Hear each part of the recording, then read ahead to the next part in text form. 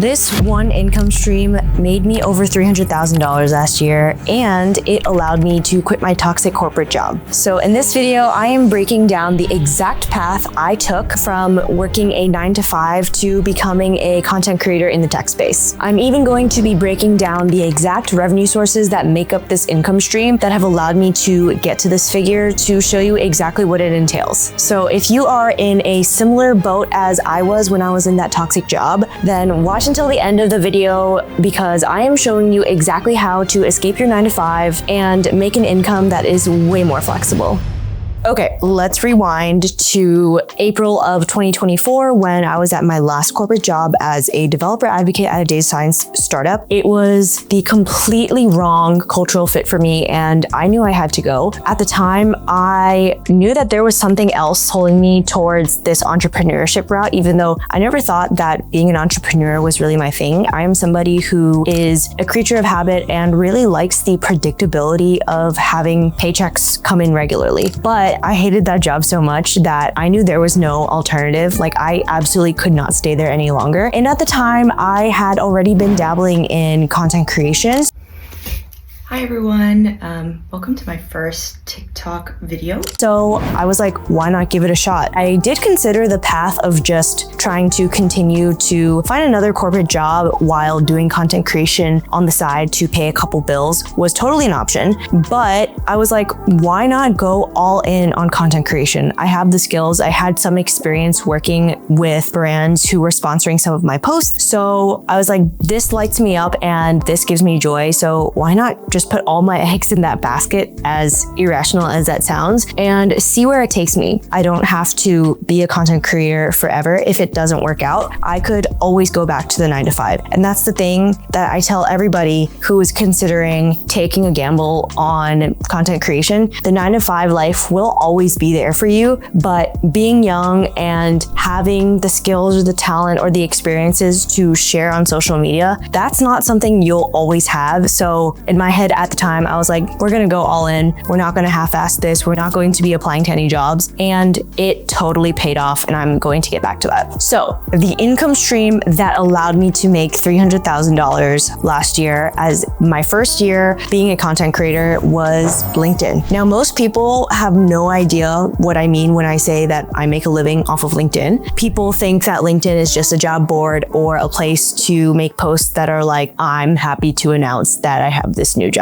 right? But LinkedIn is absolutely an up and coming social media platform. And that's ironic because LinkedIn was one of the first social media platforms, but people are now finally starting to get hip to monetizing their LinkedIn platforms. And companies are also getting hip to sponsoring creators who have followings on there. Most people don't know that LinkedIn influencers are a thing, but that works to my advantage and to the advantage of anybody else that wants to start building a following in a platform on LinkedIn, because there are not as many influencers on that platform as there are on, say, YouTube, Instagram, TikTok. But anyway, backing up, I started writing on LinkedIn about 4 years ago, not because I wanted to be a content creator or because I wanted to help anybody. It was for a very non-altruistic reason. It was because I just wanted to find my next job. At the time when I started writing on LinkedIn, I had just come out of a job search that was super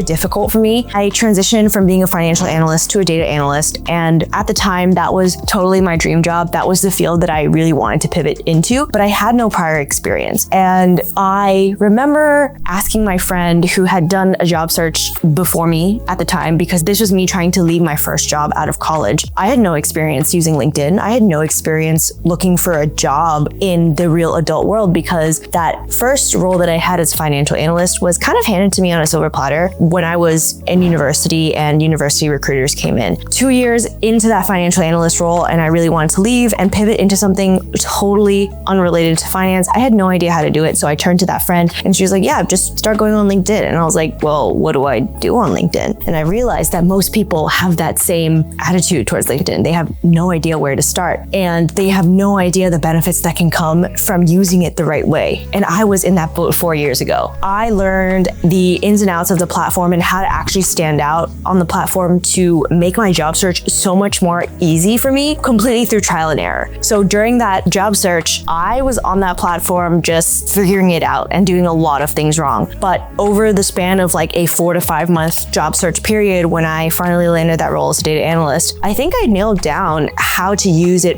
correctly. So by the time I was in that new role, I was like, this is a new leaf for me. I am at a company where nobody knows who I am, so might as well start writing on LinkedIn and sharing that journey of how I use LinkedIn to become a data analyst from a non-tech background, and also sharing my learnings from being a new data analyst because I was just so excited to be in that field. But during that time when I was a data analyst, I always had my sights set on to the next role. I knew that LinkedIn had played a really big role in how I landed that role, so I knew I was going to be using LinkedIn again for my future job searches. So I figured, why not start now in positioning myself as a thought leader in the space so that opportunities can come to me. During that time when I was on the platform trying to become a data analyst and silently lurking on the platform and using it as just your average job board, which is how 99% of people use LinkedIn, I was looking on my feed and I saw these thought leaders or influencers on the platform who were getting so much attention on their posts, and they were bragging about how job opportunities came to them without them having to apply to anything. And at the time I was like, okay, once I get my next job and I'm in a good place, I can start to build out my platform so that I can become one of those thought leaders or influencers who have opportunities come to them. I had no idea if they were actually telling the truth, but I was like,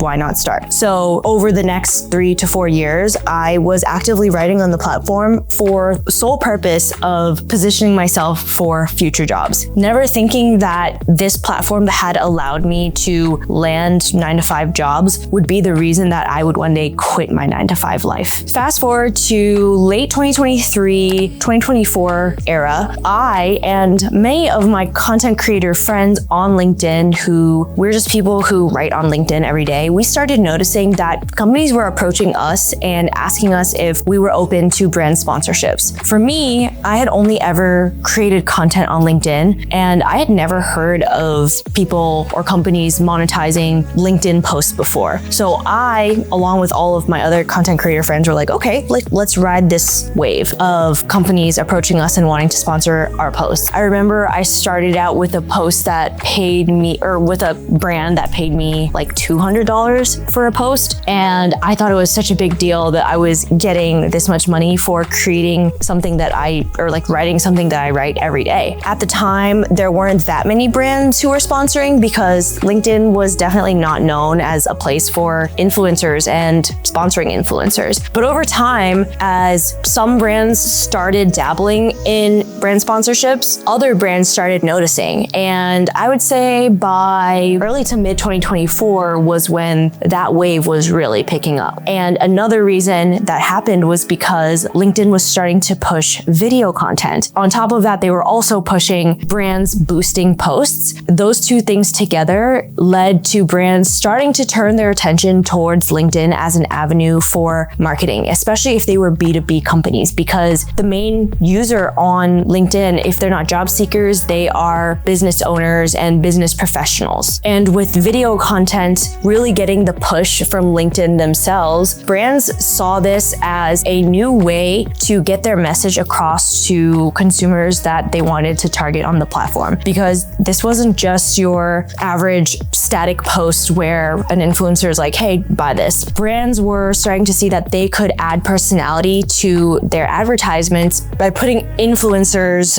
that their target audience was already following in the lens of video content, which showcased their personality and showcased the brand's personality a lot better. Okay, I mentioned that 2024, beginning of 2024 was when brands really started dumping money into advertising on LinkedIn, especially through influencers. Well, that was coincidentally the time that I left my toxic job and I said, hey, let's go all in on my LinkedIn content creation because I already had some experience working with brands there. But before I quit that job, I had the thought that maybe I should be diversifying my platforms a little bit. I hated doing video content. I hated doing any content that wasn't just writing and adding a picture, which is basically what LinkedIn content is. That I had mastered. But video content and more visual types of content, I was scared shitless to try out because writing was really my strong suit. But I knew I had to diversify my following because having more platforms is always better than having less. Now, when I decided to quit that toxic job and go all in on content creation was not coincidentally also when my LinkedIn and my Instagram started taking off, for the sole reason of the fact that I had more time to dedicate towards creating quality content and increasing my consistency. So I took the skills that I learned from LinkedIn content creation and applied that towards Instagram. Like I said, video content was so foreign to me because video content was and still is not the preferred format on LinkedIn, but they're starting to dabble in it. And so I was like, okay, let me get ahead of this wave of LinkedIn trying to push video content and get some practice by creating Instagram content. Little did I know that maybe I did have some underlying video content creation skills because my Instagram took off. But again, because I had more time to spend on the platform. So when I had quit my corporate job in April of 2024, I had around maybe like 4K followers. And then within a month, I had hit 10K. And then 2024 was really the boom year for my Instagram. I hit 100K by the end of 2024. And I realized that having both Instagram and LinkedIn was such a powerful combo. I always tell people, especially who are aspiring B2B creators, that having Instagram and LinkedIn platforms is such a powerful duo. This is because Instagram is the tried and true platform that brands that want to sponsor influencers are used to. So if you have an Instagram, you're going to get the quantity of inbound brand deals.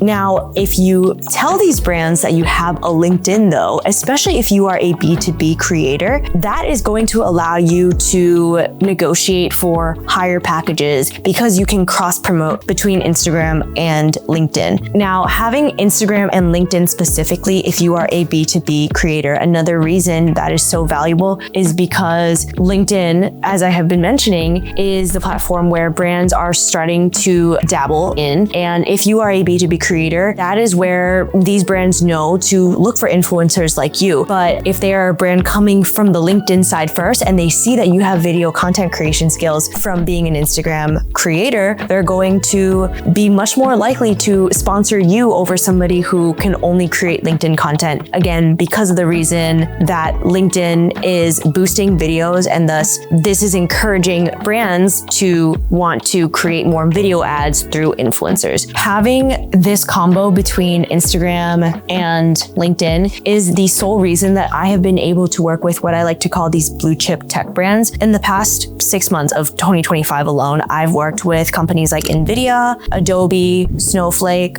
These brands have all wanted me to cross-post content between both Instagram and LinkedIn. And almost all of the other influencers that I know who have also worked with these brands had multiple platforms as well. And usually they have both Instagram and LinkedIn. Last year, I made $302.5K. And out of this grand total, there were 3 revenue sources that all indirectly came from me having a LinkedIn platform, because that was my primary advertising medium where brands and clients kind of knew of me and my content. So 15.6K was from digital products. That included things like my LinkedIn learning courses and downloadable PDFs that I hosted on like my storefront or like link in bio. Also, I had a really tiny income stream, which was coaching. I had coached a couple of one-off clients on how to build their personal brands on LinkedIn, and that was definitely my smallest revenue source. And then last but not least, brand sponsorships. That was a whopping 286K. Now, breaking down this 286K between Instagram and LinkedIn. Okay, let's break down the 286K in brand sponsorships between Instagram and LinkedIn. I'm going to show that in a Venn diagram because there was a lot of overlap between brands that wanted me to post for Instagram and LinkedIn.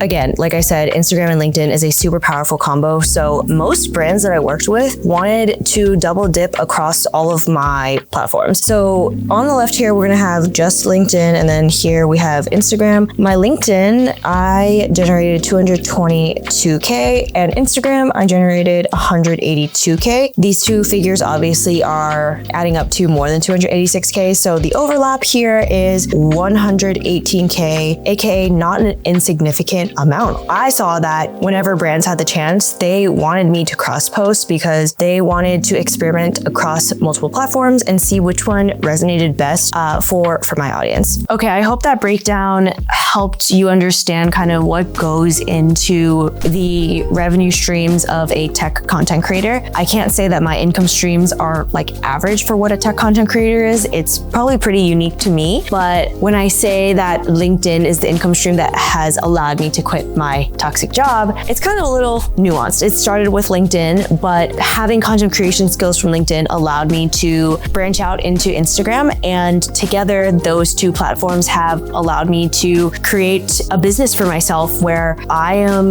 making between 5K to 50K months, sold mostly through brand sponsorships. Now, if you are somebody who has no LinkedIn following at all, or you have maybe a small one and you want to learn how to start actually monetizing it and to get brands to start noticing your platform on LinkedIn, then refer to this video, my last one, where I talk about the steps that I took to take it from 0 to now I have almost 180K followers and monetizing that platform pretty heavily. So if you found this video valuable and hopefully learned something new, please give this video a thumbs up. I'm still so new to this channel, so thumbs up and a follow would mean so much. I will see you guys in the next video.